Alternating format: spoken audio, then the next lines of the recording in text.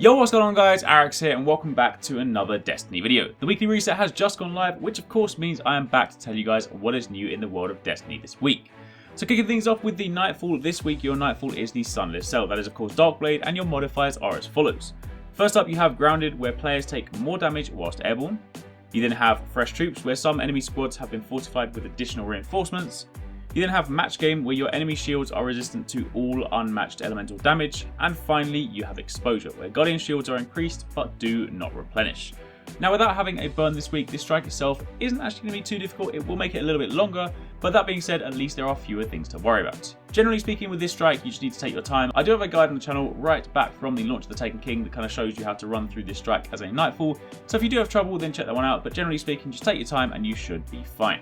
On top of that, of course, you have your weekly Vanguard Heroic Strike playlist. Make sure you do at least 3 of these this week, because the first 3 will of course yield 10 legendary marks each. That is a total of 30 legendary marks. And of course, if you're running low, maybe you've been buying things lately, then you might want to stock up. Especially with potential new events on the horizon, you definitely want to make sure you've always got enough legendary marks.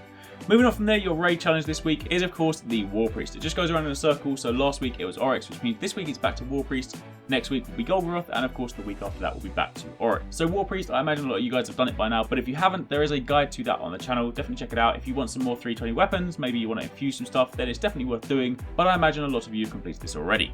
Next up, taking a stop at the tower, speaking to Lord Shaxx. These are of course your weekly Crucible bounties. Again, as a super quick reminder, I say this every single week, but there is also normally at least one person every single week that says, how do you get these?